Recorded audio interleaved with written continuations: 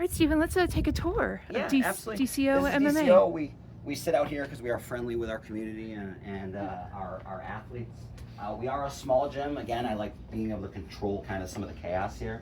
This is our front area. We do have a store. We have some shirts, and we have all the gear people need in there. And we have a desk person that sits up here and kind of set the schedule. They also help out with setting up fights and kind of getting the things that I or Kat needs done. From here, this is kind of where most of the work is done. We have bathrooms over here. We do have some shelves. Again, it's kind of a smaller area. We are expanding to a bigger location soon. We have our cage here, and then 1,000 square feet of mat space with some of our bags up and our specialty bags. We even have a tire bag there. It gets very nice in here when we can open up the bay and kind of have everybody training. Again, but we do need a little more space. We're probably looking at almost double what we have now is what we need. When are you anticipating your move?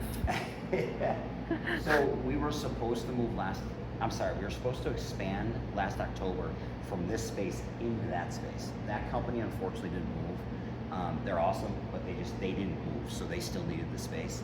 So we stayed here, and we're probably looking at the end of the year, beginning of next year, we're gonna move within a few blocks, but we do need more space, and it's not for more members, it's just, we have a lot of fighters, and unfortunately, fighters require a lot of mat space.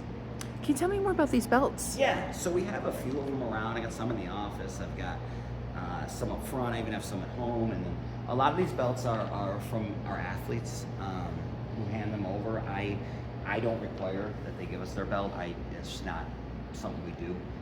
But a lot of guys have been with us a long time, so they do drop their belts off here and they want them up on the wall.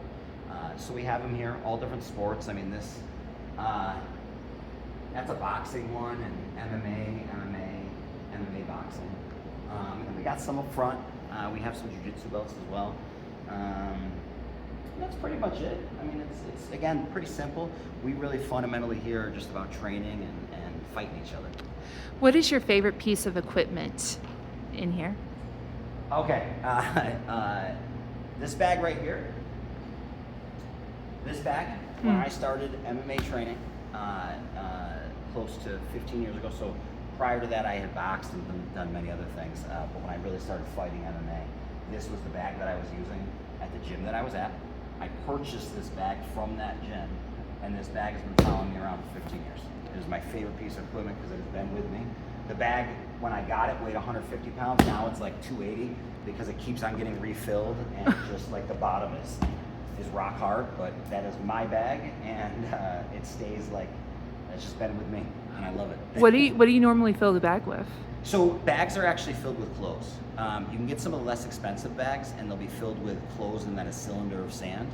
But a proper heavy bag is actually cut up clothing and cloth, which is why it takes so long to fill a heavy bag. When you fill it up, you should be punching it for 2 weeks, and then it'll drop. So it actually takes like 2 months to fill a bag properly. I'm gonna be a little cheeky here. Can you show us some of your moves? Yeah. Just how we're punching. I got jewelry on. Does it work?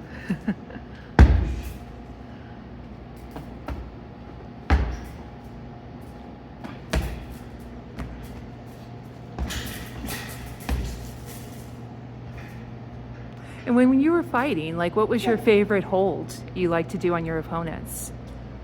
So I was definitely a striker. I'm a stand-up guy. I like the clinch. If I can get my hands on you and be aggressive and hit you, that's the ultimate goal, right? Like, that's just what I enjoy. Becoming a black belt in BJJ was kind of an afterthought. I'm glad I did it, but I love striking.